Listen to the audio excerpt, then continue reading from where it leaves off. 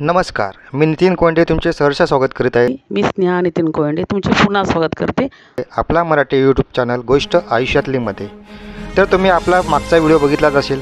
आपल्या मागच्या व्हिडिओमध्ये आपण दाभोळमध्येच कुठे गेलेलो तर आपण पावनाई देवीचं दर्शन घेतलं। त्याच पावनाई देवीच्या दर्शनानंतर आपण आलेलो आहे दाभोळमध्ये पोखर गावला। तर पोखर गाव हे कुठे आलं? देवगडपासून 12 किलोमीटरवरती आणि दाभोळपासून 2 किलोमीटरवरती पुढे आहे। तर आपण आलेलो आहे आता पोखरबाव पांडवकालीन जे गणपती आहे ते बघण्यासाठी। चला तर सोबत राहा, मी तुम्हाला पूर्ण पोखरबाव गणपतीची मंदिराची पूर्ण माहिती करून देतो।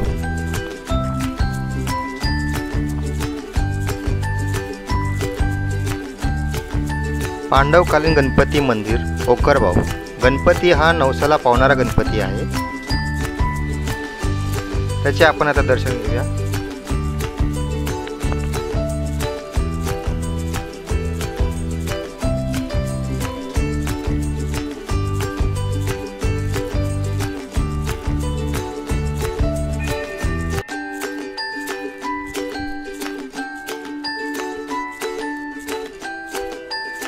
गणपतीची चतुर्भुज मूर्ती आहे आणि ती संगमरवरी दगडापासून बनवलेली आहे।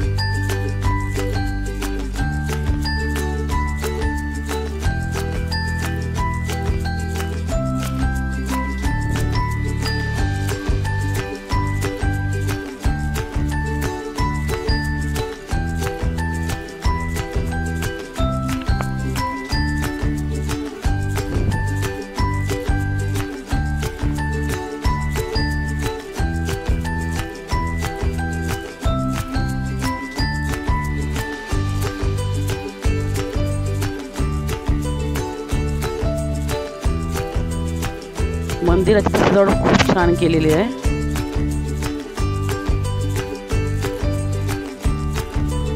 गणपती मूर्तीच्या बाजूला उंदीर बाप्पाचा मूर्ती आहे। आता आपण देवाची मनोभावी पूजा करूया।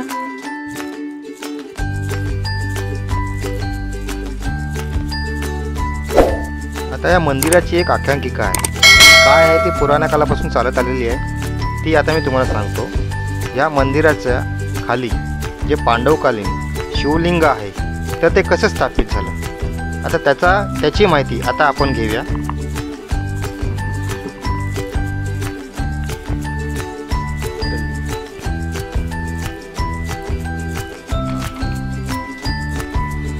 मंदिराच्या उजव्या बाजूने आपण जेव्हा खाली येतो तेव्हा खाली येता आपल्याला आपल्या हाताच्या उजव्या बाजूला महाराजांची मूर्ती आणि तसेच श्री दत्त गुरूंची मूर्ती आपल्याला पाहण्यास भेटते।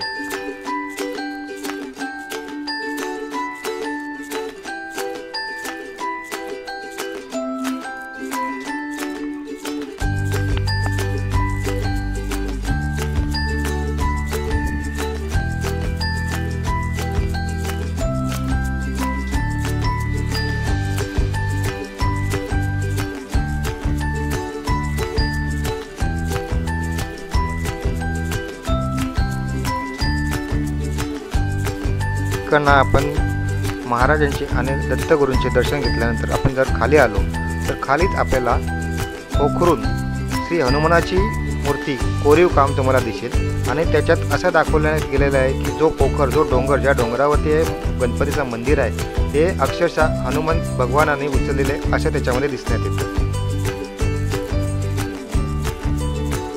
तिकडनं आपण पुढे अजून 4 पायऱ्या खाली उतरलो तर आपण पुढे जाऊया आणि मी तुम्हाला दाखवून देतो पुढे काय आहे। जे आपण मगासपासून सांगत होतो तुम्हाला पांडवकालीन शिवलिंग हे कुठे आहे, तर याच्या पुढे गेल्यानंतर तुम्हाला ते पांडवकालीन शिवलिंग मी तुम्हाला दाखवून देतो कशा प्रकारे दिसते ते, आणि हे स्वयंभू आहे।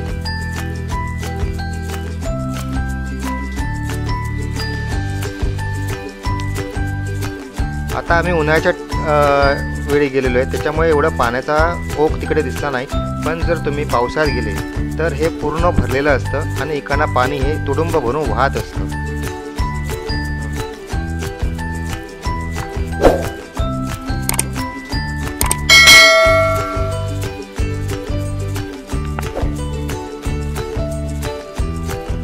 हजारो वर्षापूर्वी हे शिवलिंग पाण्याखाली होते असे म्हणतात। इकडचे पुजारी जे श्रीधर राऊत यांना स्वप्न पडले होते की या गणपतीच्या मंदिराच्या खाली एक पांडवकालीन विहीर आहे आणि त्या विहिरीतून एक माणूस बाहेर येतो आणि त्यांच्या हातात एक शिवपिंड देतो असे त्यांना ते स्वप्न पडले होते। तर ते स्वप्न पूर्ण करण्यासाठी किंवा ते आत्मसात आणण्यासाठी त्याने गावकऱ्यांची मदत घेतली आणि त्याचा शोध घेण्याचा प्रयत्न केला। 2 वर्ष ते अतोनात प्रयत्न करून उत्खनन केले आणि त्या उत्खनातून शेवटी खाली त्यांना एक विहीर सापडली। त्या विहिरीला आपण बाव म्हणतो, त्यामुळे त्याला बाव म्हटले गेले।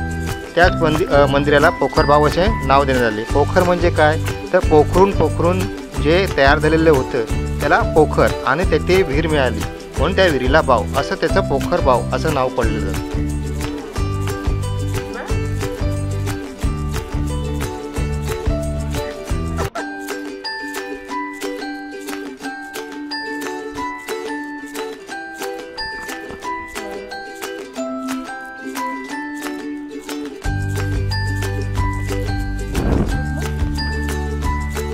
डाव्या बाजूने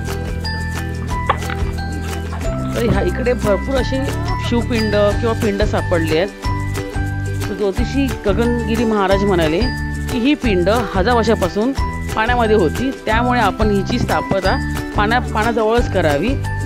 मग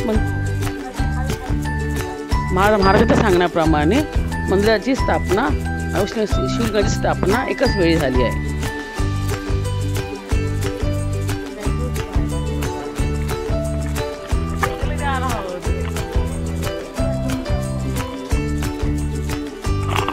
पाण्याचा झरा बघा कुठून येतोय आणि हे पाणी इथे असे स्वच्छ गोळा होते। या पाण्यामध्येच छोटे छोटे मासे आहेत, जे मासे आपण बघतो की आपण एखाद्या मॉलमध्ये गेल्यावरती त्यांना पैसे देऊन आपण फिश स्पा हा जो प्रकार आहे हा तिकडे आपण करवून घेतो, इथे हा तो आपल्याला नॅचरली करता येतो, तोही कोणताही मोबदला न देता। त्याचा पण आपण उपभोग घेणार आहे। ही आहे शिवपिंड।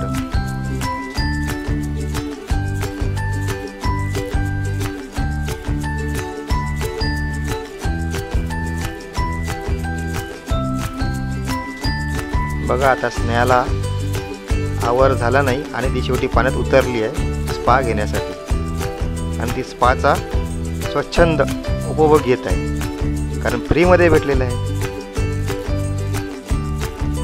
मासे येतात बघा आपल्याला पाहायला। बघा आता काय धमाल आहे। ही जी मजा आहे आपण ती मॉलमध्ये घेतो पैसे देऊन, इकडे ही नॅचरल आणि फ्रीमध्ये आहे। अरे बापरे, खूप धुईला करतात मासे, त्यामुळे मी पाण्यातनं बाहेर आलो।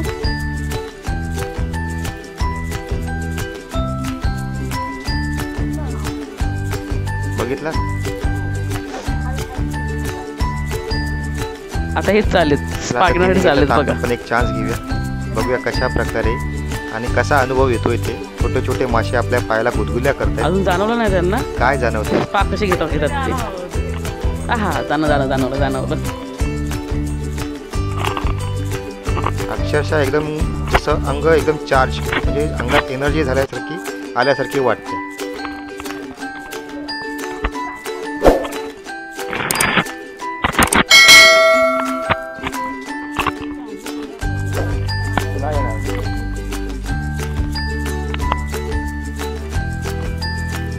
न्याचं काही नाव नाही, पाण्यातून बाहेर निघायचं।